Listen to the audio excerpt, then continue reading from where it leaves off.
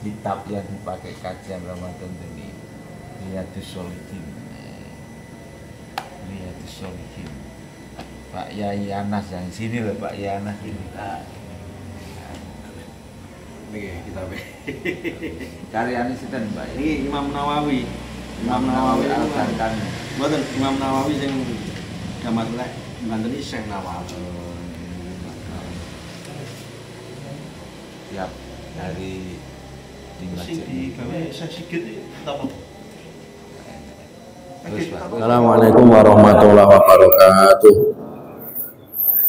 Ila hadratin Nabi Mustafa Sayyidina Maulana Muhammad sallallahu alaihi wasallam wa ila hadrati Asy-Syaikh Imam Nawawi wa ila hadrati Syekh Al As-Siddiqi wa ila hadrati jami'i masyaikhina wa ila hadrati jami'i jamaah fi hadzal masjid Masjidul Hikmah wa ila hadrati Fatihatul Qaryah. Lahumul Fatihah. A'udzu billahi minasyaitonir rajim. Bismillahirrahmanirrahim. Alhamdulillahirabbil alamin. Ar-Rahmanir Rahim. Maliki yaumiddin. Iyyaka na'budu wa iyyaka nasta'in. Ihdinas siratal mustaqim. Siratal ladzina an'amta 'alaihim ghairil maghdubi 'alaihim waladdallin. Amin. Bismillahirrahmanirrahim. Allahumma zidna ilman wa fahman ya kashifal mushkilat yakshif annal hujub an wujud hadhil ma'ani hatta nattali ala khafiyati hadhil mushkilat wa hafadna minal khata' wa dhalam fa anta muwaffiqu kulli amrin wa anta 'allamul ghuyub. Innal ladzina astaruna fi ayati llahi tsamanan qalila ulaika la khalaqana fil akhirah. Rabbi shrah li sadri wa yassir li amri wa hlul 'uqdatam min lisani yafqahu qawli. Rabbi shrah li sadri wa yassir li amri wa hlul 'uqdatam min lisani yafqahu qawli. Rabbi shrah li sadri wa yassir li amri wa hlul 'uqdatam min lisani yafqahu qawli. Bismillahirrahmanirrahim. Qala al-mu'allifu rahimahullah taala wa nafa'ana bi wa bi barakatuhi amin ya rabbal alamin. Babu fadli tajilul fitri wa ma yuftaru alaihi. Nah, bab menjelaskan tentang keutamaan untuk menyegerakan berbuka puasa ketika sudah jelas masuk waktu maghrib. Wa ma yuftaru alaihi, dan kesunahan untuk berbuka dengan makanan tertentu seperti kurma atau air putih. Wama yakuluhu badal iftar, dan doa yang dibaca sesudah kita berbuka. Nah, terus dijelaskan bahwa ketika memang matahari ini sudah terbenam, sudah jelas, nah, zaman rumiyin dengan melihat secara langsung atau nanti dengan mendengarkan khobar. Nah, zaman saat ini berarti lebih mudah lagi karena sudah ada pemberitahuan waktu berbuka itu melalui Lajnah Falakiyah atau lembaga yang mengurusi ahli falak, atau teman-temannya lewat jenengan tasik napa jenenge kesulitan tinggal nonton TV, nanti di TV biasanya sudah ada pemberitahuan waktu berbuka. Nah, terus kalau memang sudah diyakini betul bahwa waktu berbuka itu jam segini, maka disunahkan untuk segera berbuka. Dan ini berdasarkan hadis ini, An Sahlin bin Sa'din radhiyallahu anhu anna Rasulullah sallallahu alaihi wasallam qala la yazalun nasu bi khairin ma ajalu al fitra.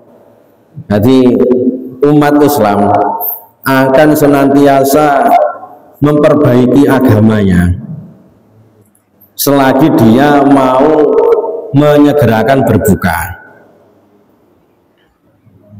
Nah, terus ini sebuah hadis yang dipahami bahwa salah satu memperkuat atau upaya memperkuat agama Islam itu adalah mensiarkan kita niki menyegerakan berbuka. Nah, di sini dikatakan begini.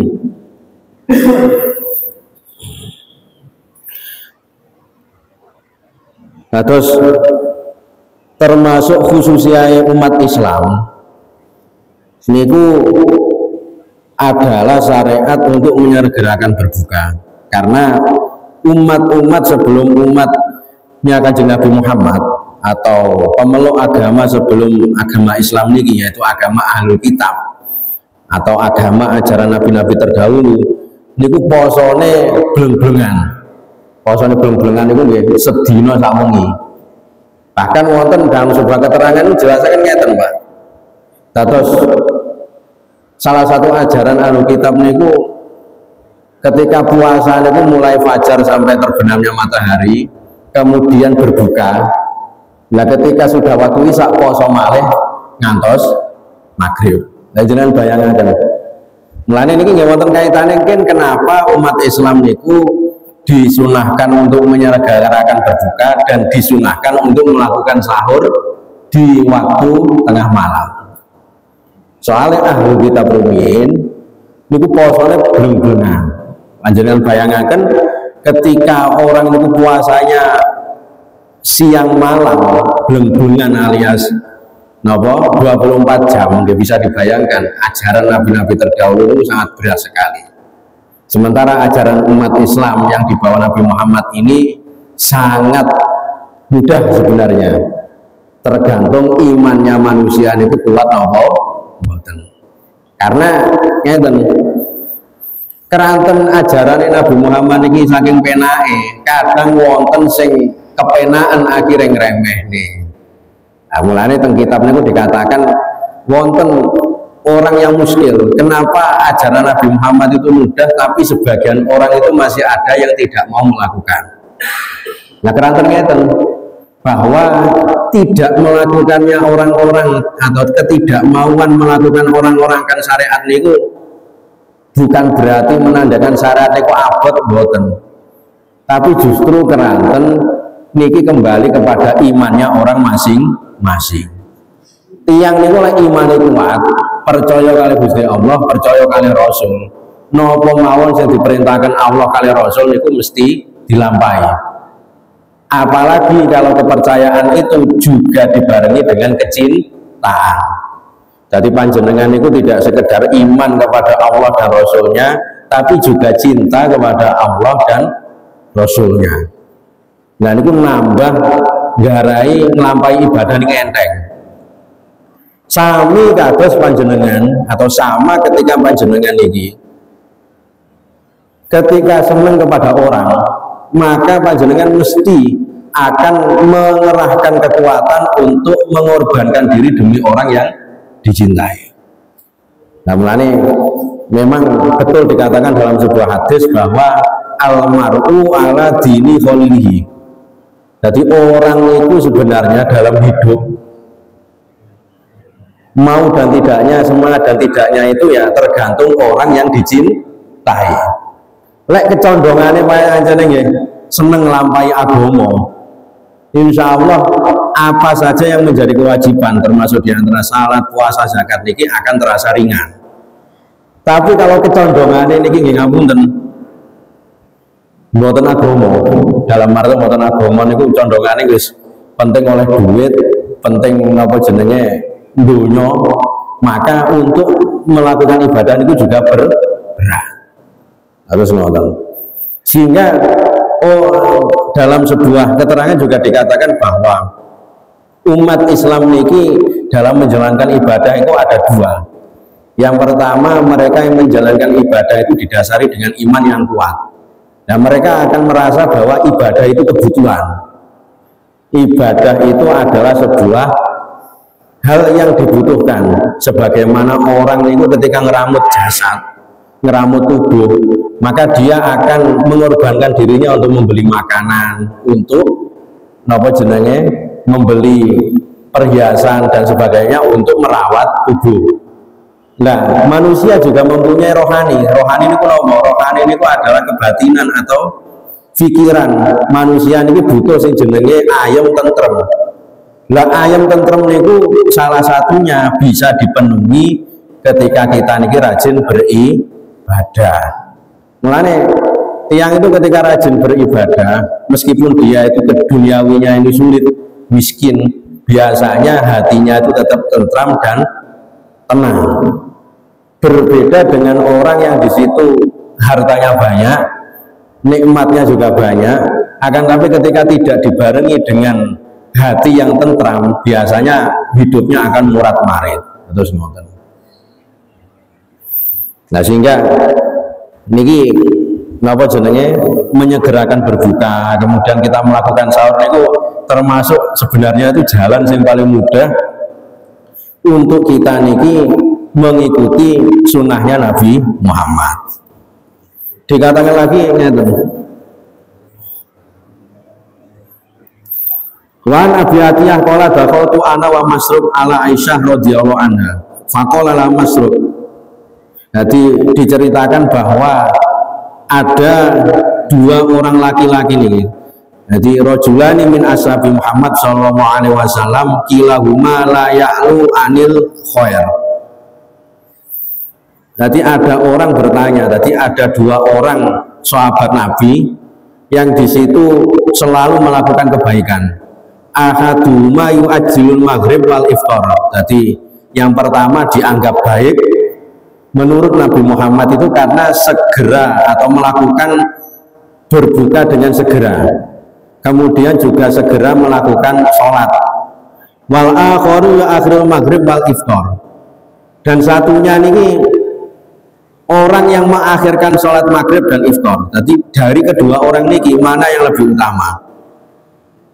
Akhirnya dijawab oleh Kanjeng Nabi, faqala mayu ajilul maghrib wal iftar. Qala Abdullah yani Ibnu Mas'ud.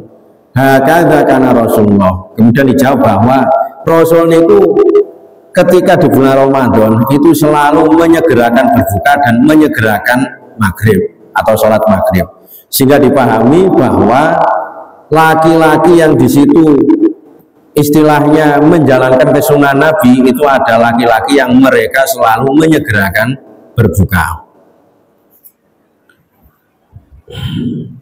Kemudian ditambahkan lagi wan Abu Hurairah. Jadi hadis yang di situ saling memperkuat satu sama lain.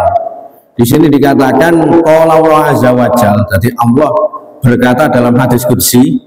Hadis qudsi ini tuh hadis dawuh Gusti Allah tenggone Kanjeng Nabi, cuma tidak termasuk Al-Qur'an. Dikatakan begini, ahabbu ibadi ilayya ajalum fitro. Jadi hamba Allah atau hambaku hamba Allah yang di situ paling kucintai adalah mereka-mereka yang menyegerakan berbuka. Atau tiga hadis ini dapat dipahami bahwa monggo kita sareng-sareng kalau waktu maghrib itu dikondisikan untuk selalu di awal pelaksanaan sholat maghrib. Kemudian kalau bisa diawali dengan berbuka. Terus ngoten. Terus dikatakan lagi bahwa wa an Anas radhiyallahu anhu qala kana Rasulullah sallallahu alaihi wasallam yuftiru qabla ayyusalliya ala rutubatin. Jadi Rasul itu diceritakan bahwa beliau selalu berbuka sebelum sholat maghrib dengan menggunakan kurma. Fa illam takun rutubatun fatumairatun. Kalau tidak ditemukan kurma, maka bisa menggunakan kurma kering. Jadi bisa menggunakan kurma basah itu kurma sing anyar nih Pak. Ya tamron itu kurma sing garing, sing biasanya disimpan di damel napa jenenge persediaan sawaya-wayah niku dibuka. Terus ngoten. Fa illam takun tumairotun hasawatin min ma'in. Nah, seumpama tidak menemukan kurma, maka beliau berbuka dengan meminum air putih. Nah, terus ini ada kelebihan atau kesunahan sendiri dalam bentuk jenis makanan yang dibuat berbuka. Jadi panjenengan melakukan buka puasa di awal itu sudah dapat kesunahan. Panjenengan berbuka menggunakan kurma, entah kurma garing atau kurma telus, nopo air putih, ini juga ada fadilah atau keutamaan sendiri. Nah, semoga lek saged niku pahami saderenge mam sekul napa mam sego napa mam jajan napa niku kita awali dengan minum air putih yang wonten kurma. Tapi lek wonten kurma nggih kurma rumiyin. Karena ini adalah menu berbuka yang di situ diajarkan oleh Nabi Muhammad. Terus ngoten. Terus panjenengan pomo ningali tiang-tiang niku saderenge mam sekul atau saderenge mam sego niku kok nunjuk rumiyin dadi napa minum dulu niku memang ada dasarnya dan itu menjadi kesunahan tersendiri karena niku termasuk napa jenenge napa sing diajaraken Kanjeng Nabi. Belum lagi kalau nanti menurut kedokteran ya orang ketika berpuasa kan banyak sekali kehilangan cairan, maka seugianya ketika berbuka itu ya berbuka dengan air atau berbuka dengan yang manis. Lah niki dasare jane nggih wonten. Cuma sekali lagi yang paling utama niku lek gak mboten damel kurma niku nggih damel air putih. Terus ngoten.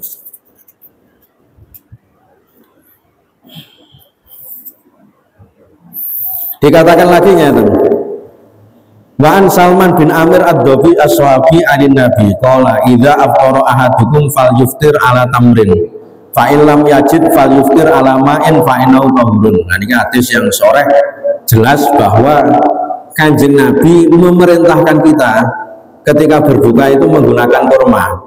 Kalau tidak menemukan kurma baru menggunakan air karena air itu bisa mensucikan tubuh kita yang di situ dari awal itu banyak kehilangan cairan.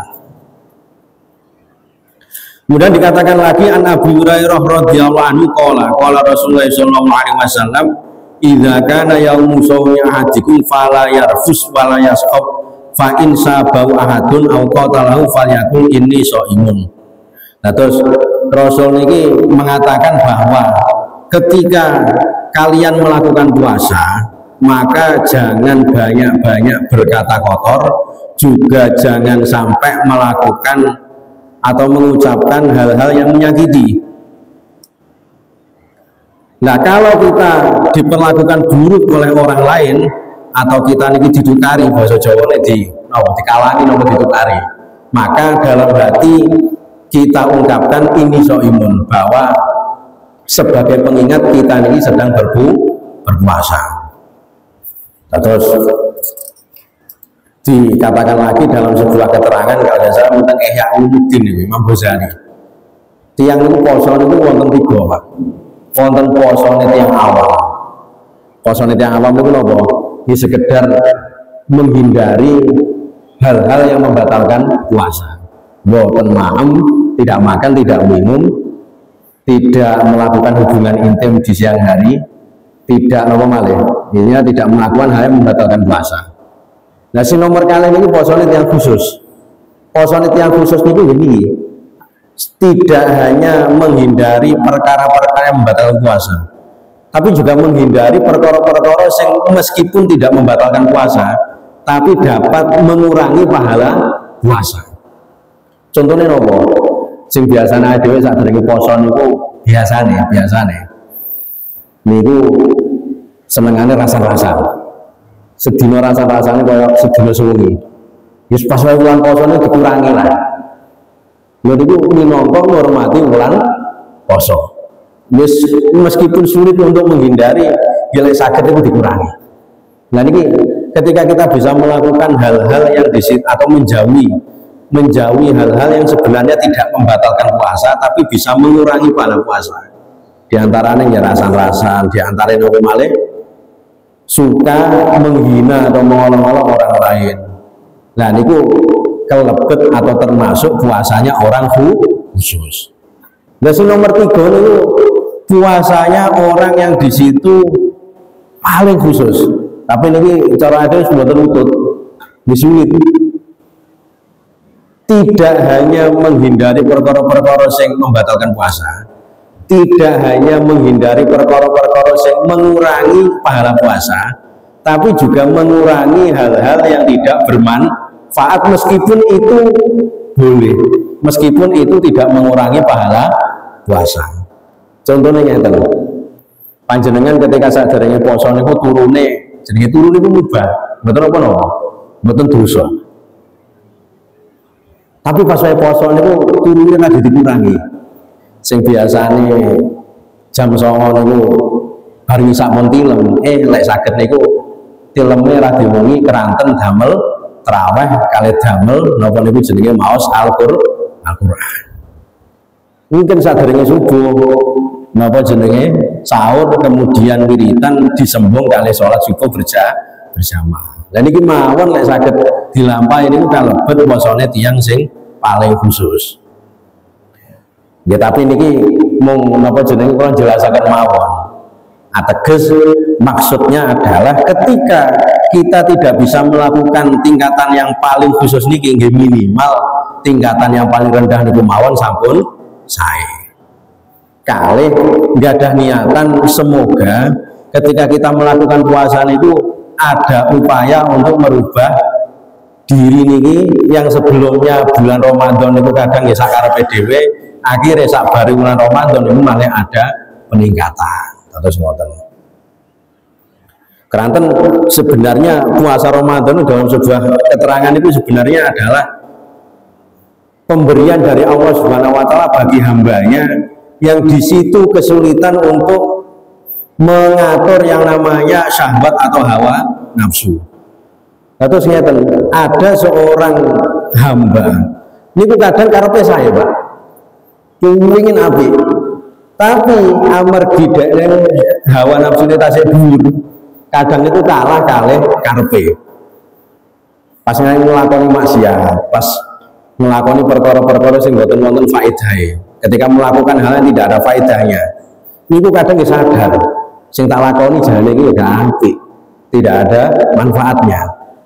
Tapi tetap dilakoni mawon keranten napa? Keranten atau karena dia itu masih mempunyai hawa nafsu yang belum terkontrol. Nah, dengan adanya puasa niku, orang niki ketika rajin berpuasa, maka akan diberikan Allah Subhanahu wa taala atau diberikan oleh Allah Subhanahu wa taala kekuatan untuk memerangi hawa nafsu. Mulane kathah orang niku sadar-sadare pas wae bulan Ramadan. Mulane ketika panjenengan niku dereng saged meninggalkan secara keseluruhan kemaksiatan apa hal-hal yang unfaedah sing boten wonten faedahe, minimal minangka atau karena menghormati bulan Ramadan ini dikurangi sedikit demi sedikit. Karena memang begini, ada di sebuah kitab niku namanya kitab Irsyadul Ibad karangan Syekh Zainuddin bin Abdul Aziz Al-Malibari. Niku sing aran kitab Fathul Mu'in niku dijelaskan begini, bahwa ada seorang hamba yang di situ masih senang melakukan maksiat. Jadi kadang sholatin itu bolong-bolong, kadang dia ngapunten mendem, senang mabuk. Tapi begitu di bulan Ramadan, dia itu mendadak mengurangi amalia-amalia kemaksiatannya. Dia juga aktif untuk melakukan sholat. Nah, itu terjadi bertahun-tahun. Akhirnya ada seorang ulama itu bertanya, wahai fulan, sampai ini aneh. Ketika di bulan Ramadan sampai ini petok religius, tapi ketika sampean ini di bulan Ramadan sampean tetap melakukan maksiat sebagaimana biasanya. Ini dijawab, kenapa saya itu di bulan Ramadan itu religius? Karena saya menghormati bulan Ramadan yang mana banyak orang melakukan ibadah di bulan ini. Lho akhirnya ngoten Pak, terjadi bertahun-tahun, lan dilalai sabare sedo niku. Ada seorang ulama niku kasyaf niku istilahnya dia mendapatkan pengetahuan lewat ilham. Istilahnya mbok diimpeni napa-napa. Dilala diimpeni tiyang laki-laki sing ajeng nglakoni maksiat terus dia di bulan Ramadan itu tobat niku. Akhirnya ditanya, sampai nasibnya di alam barzah niku pripun? Kemudian dijawab ngeten. Jadi sebab kula niku ngurangi kemaksiatan, sebab saya niku menghormati orang yang beribadah di bulan Ramadan. Allah Subhanahu wa taala menghendaki saya sebelum mati saya itu saya betul-betul taubatan nasuha. Sehingga sebelum mati saya betul-betul bertaubat, bisa menghindari maksiat secara keseluruhan. Sehingga ketika mati saya di alam barzakh betul-betul dimuliakan Allah Subhanahu wa taala. Dari cerita ini dapat diambil kesimpulannya Ini membuktikan bahwasanya ada sebuah keterangan dikatakan kullu asi yurja gufranu. Jadi setiap orang yang bermaksiat niku tasik diarep-arep untuk diampuni kecuali setunggal. Niku sinten tiang sing maksiat dalam keadaan mboten gadah ati. Dia itu tidak punya perasaan. Yang punya perasaan itu modelnya pripun? Ya akhirnya dia ngelakoni maksiat tapi dia rumongso lek dia niku tasik elek, dan dia itu ketika di bulan Ramadan atau di depan orang yang soleh dia nyusulkan izin arep ngetokne maksiat atau malu untuk menampakkan kemaksiatan.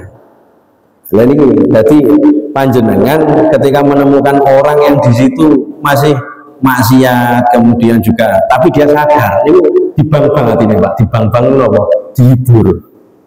Soalnya dia itu sebenarnya masih punya hati, akan tapi karena kalah kali syahwate, kalah dengan hawa nafsunya, dia itu akhirnya masih ajek lakoni maksiat. Karena orang semacam ini masih yurja ghufranuhu, masih bisa diharapkan untuk diampuni dosanya. Terus ngoten, ya mungkin mawon bibarokati bulan Ramadan kita selalu bisa diberikan kebaikan dan bisa merubah keadaan diri kita sehingga kita besok mendapatkan betul-betul mendapatkan hari raya yang di situ ada keutamaannya. Wallahu a'lam bishawab. Assalamualaikum warahmatullahi wabarakatuh.